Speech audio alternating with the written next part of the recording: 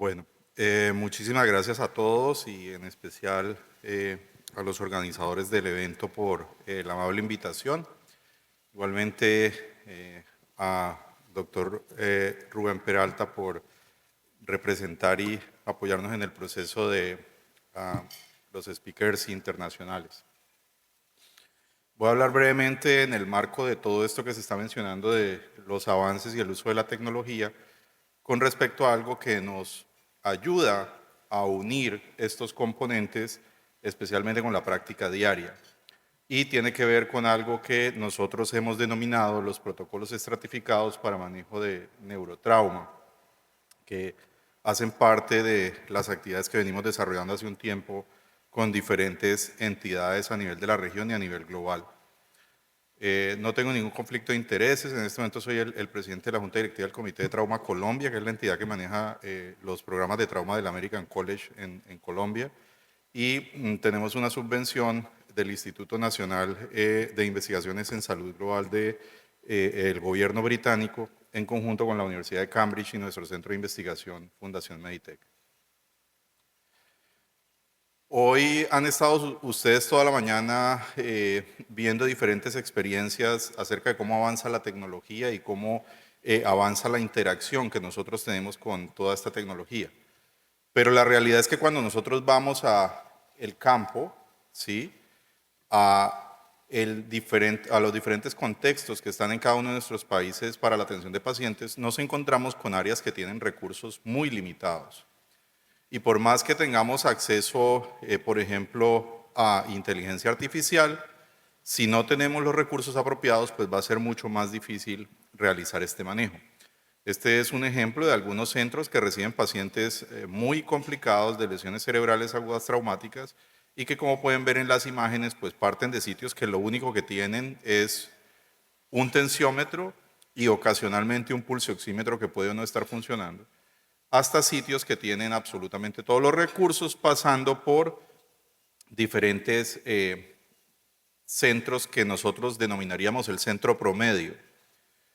Ahí hay una imagen de un hospital muy famoso de Colombia que para las festividades que generalmente son a final de año, hay tanto paciente que no hay máquinas suficientes en urgencias para ventilarlos y muchas veces hay que colocar pacientes, familiares del paciente a que ayuden a hacer la ventilación. Entonces, cuando nosotros interactuamos con guías y protocolos y consensos, generalmente encontramos que muchos de estos provienen de áreas de muchos recursos y las recomendaciones están establecidas específicamente para ese tipo de áreas. Tenemos diferentes protocolos, el ATLS es un ejemplo de esto, que es un protocolo específico de manejo para áreas pues, con un promedio de recursos. Aquí tenemos algunos ejemplos que son los programas de buenas prácticas, guías de buena práctica del Colegio Americano de Cirujanos. Aquí vemos dos ejemplos, la de trauma craneoencefálico, la versión anterior y la nueva versión que la publicamos hace poco, y algunos consensos específicos en temas relacionados con neurotrauma. Estos son ejemplos de muchos otros protocolos, algoritmos, consensos que vienen, como les mencionaba, definiendo un tipo específico de recursos. Entonces, por ejemplo, en este momento hay protocolos que nos dicen cómo manejar el paciente guiados por una monitoría de presión intracraneana, cómo manejar el paciente guiados por una monitoría dual, incluyendo medición de oxigenación cerebral, de presión intracraneana, cuándo manejar un paciente únicamente cuando lo único que tenemos es una tomografía y el examen clínico, etcétera, etcétera. Entonces, cuando nosotros vamos a estos diferentes contextos que veíamos tempranamente, la pregunta es, ¿cuál de estos protocolos o cuáles realmente nos servirían a nosotros para trabajar en esas condiciones en las que nosotros estamos? Cuando tenemos muy pocos recursos o cuando tenemos todos los recursos. Probablemente esos protocolos donde nos hablan de multimonitoría invasiva, presión intracraneana, presión de oxígeno tisular, pues en un sitio como el que veíamos de la primera foto, pues no va a tener cabida, pero ahí va a haber un paciente con una lesión cerebral bastante severa. La pregunta es qué podemos hacer en el proceso. Entonces, cada uno de estos protocolos, consensos, guías, generalmente nos servirían si tuviéramos los recursos en los cuales o en el ambiente en el cual estas guías fueron realizadas. Entonces, es claro que un solo abordaje no funciona para todos los casos.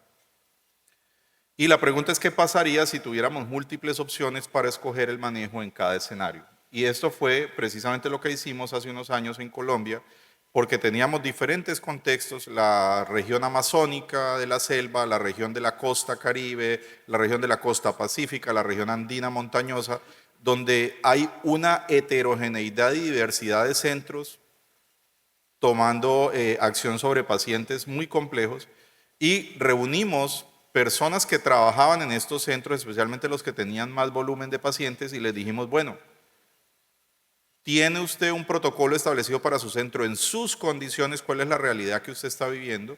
Y lo pusimos a esas personas en conjunto con personas que trabajan en centros de muchísimos recursos y además los sectorizamos por cada una de las etapas que el paciente pasa, desde la fase de la ambulancia, pasando por la sala de emergencia, la sala de operaciones y cuidados intensivos, porque esa es la realidad. O sea, la realidad es que nuestro paciente no está aislado en una sola área del hospital o de la clínica, sino que va pasando por diferentes escenarios a medida que avanza el manejo. Esto llegó a que hiciéramos un ejercicio estratificado de acuerdo al nivel de recursos. Ustedes ven ahí un código de colores con unos bloques. Se desarrollaron propuestas de manejo para, por ejemplo, escenarios prehospitalarios donde en la ambulancia no hay nada, ¿sí? Hasta escenarios prehospitalarios donde podemos estar con traslado aéreo, con muchos recursos. Cómo manejar un paciente en una sala de emergencias que no tiene tomografía, por ejemplo. Cómo manejar un paciente en una sala de urgencias con todos los recursos, además de tomografía. ¿Qué hacer cuando no hay un neurocirujano en esa institución y el paciente necesita cirugía? ¿Sí? ¿Qué hacer cuando no hay cama de cuidado intensivo disponible para un posoperatorio de estos pacientes o para un paciente que requiere manejo en cuidado intensivo?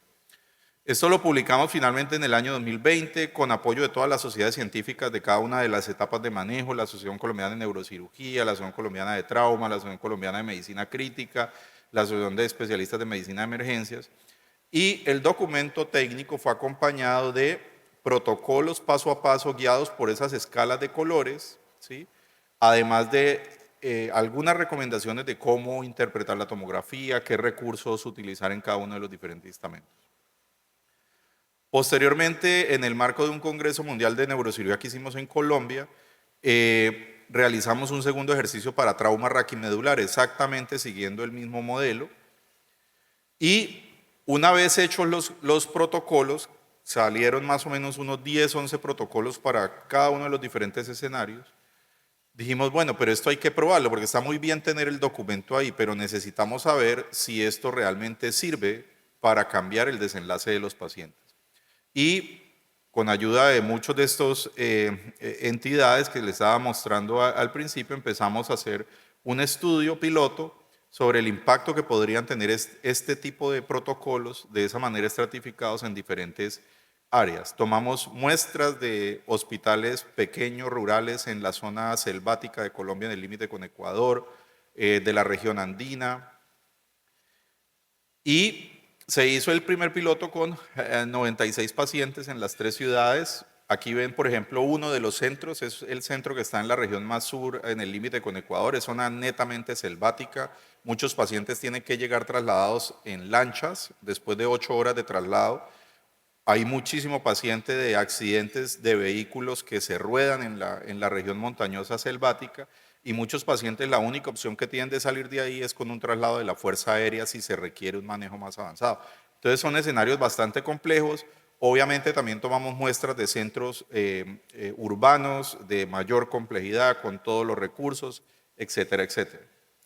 Durante el desarrollo de ese estudio, que lo empezamos en el año 2021, justo después de la pandemia, ¿qué ha sucedido o qué sucedió? En el año 2024, a medida que llegó más tecnología al país, por ejemplo, el uso de marcadores séricos, que eso lo vamos a mencionar después en otra conferencia, el uso de dispositivos no invasivos para monitoría de la fisiología intracraneal durante el trauma, se hizo un ejercicio de actualización del documento con integración de estas nuevas tecnologías que fueron llegando al país. Así fueron migrando los algoritmos, también continuando con el mismo código de colores. Y durante ese mismo tiempo que estábamos haciendo el estudio, nos solicitaron hacer el mismo ejercicio en Perú, hacer el mismo ejercicio en Ecuador, porque la gente sentía que esto era más real para llevarlo a la práctica que tomar simplemente guías internacionales que estaban muchas veces en otros contextos.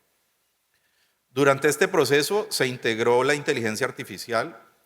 Normalmente el proceso de preparación de este ejercicio nos duraba a nosotros entre 6 y 12 meses porque nos tocaba buscar manualmente la literatura, obviamente con todas las estrategias de búsqueda que todos conocemos, pero en el momento en que llegó la inteligencia artificial, por ejemplo, para la búsqueda de la literatura a discutir en los diferentes grupos, pasamos de un ejercicio de 6 meses a un ejercicio de una semana. Y obviamente la inteligencia artificial también permitió integrar los diferentes protocolos que, como les mencionaba, eran alrededor de 10 protocolos y los logró poner juntos en un solo escenario. Luego hicimos el ejercicio en Paraguay. Este fue el último ejercicio que realizamos en Brasil y finalmente terminamos el estudio. En este momento está en revisión para publicación. Este estudio implicaba ir a todos estos hospitales a hacer diseminación de los protocolos porque el estudio era una evaluación antes y después de utilizarlos. Mejoró de una manera importante la adherencia a las buenas prácticas clínicas dentro de esos diferentes escenarios, sobre todo a nivel de cuidado intensivo y sala de operaciones. Cuando se ven los sitios de menores recursos versus los sitios de mayores recursos, los sitios que más se benefician son los de menores recursos. Mejora muchísimo la adherencia a buenas prácticas, especialmente en sala de emergencia y en los que tengan cuidado posoperatorio. La mortalidad cayó de una manera importante, del 41% bajó en general al 29%, y la variabilidad del Glasgow, pues como se hizo un ejercicio muy corto, a 14 días luego del alta, pues no mostró mayor variabilidad, pero lo que buscábamos con este estudio era realmente hacer una prueba piloto para posteriormente apalancar un estudio mucho más robusto, organizado, que tenga un número que nos permita realmente medir el impacto con significancia estadística, y en este caso el número a tratar que se necesita para poder evaluar el impacto de esto es de 250 pacientes en cada brazo. Entonces, esto era simplemente para mencionarles, esto va a ir muy ligado de las conferencias que vamos a tener posteriormente el día de hoy, porque muestra cómo no todo el tiempo es simplemente el avance que está generando, por ejemplo, la inteligencia artificial. Es muy importante, pero esto tiene que ir de la mano con un cambio de mentalidad en donde nosotros tenemos que realmente entender en qué contexto estamos para aplicarlo, y el hecho de que no haya la tecnología suficiente en un sitio donde estamos no quiere decir que ya no tenemos ninguna opción para el paciente. Lo que pasa es que esto es un fenómeno que es variable y que puede mudar. Les doy un ejemplo muy claro. Cuando estábamos haciendo el ejercicio en Perú, uno de los hospitales de referencia de trauma de la capital, Lima, que era el centro que recibía pacientes de todo lado, de un momento a otro se quedó sin tomógrafo porque el tomógrafo se dañó y llevaban 6 meses sin tomografía. Un centro que en teoría debería tener todos los recursos. Imagínese usted, si usted está acostumbrado a practicar en un centro donde tiene la tomografía en el día a día y de un momento a otro le dicen se va a quedar 6 meses sin tomógrafo. La pregunta es, ¿qué hace uno en ese ejercicio? En este proceso de los protocolos estratificados es muy sencillo, porque de un protocolo en donde estaba el tomógrafo inmediatamente nos bajamos al protocolo donde no está el tomógrafo, pero no perdemos la continuidad de tener unas recomendaciones, en este caso basados no solo en evidencia, sino también en la experiencia de las personas que trabajan en ese tipo de contextos. Entonces, esto era lo que tenía para comentarles, para que hagan una reflexión de todo esto, porque esto es aplicable a muchas otras áreas. De hecho, hemos recibido algunas solicitudes específicas para empezar a hacer este mismo trabajo en otras patologías, por ejemplo, como apendicitis aguda, como ACV, porque en todas sucede exactamente lo mismo, o sea, pasamos por ese mismo tipo de escenarios. Esta es una invitación formal, este es un evento internacional que se realiza normalmente en Norteamérica y en Europa, es la primera vez que lo vamos a tener en la región, va a ser en la ciudad de Cartagena, Colombia, en octubre de este año, y es la reunión de la Sociedad Internacional de Neurotrauma, donde se presenta todo lo que está de alguna manera estudiándose a nivel mundial en avances tanto de manejo de lesión traumática cerebral como de manejo de lesión espinal traumática. Y esperamos pues poder compartir con toda la comunidad de la región latinoamericana y del Caribe. Muchas gracias.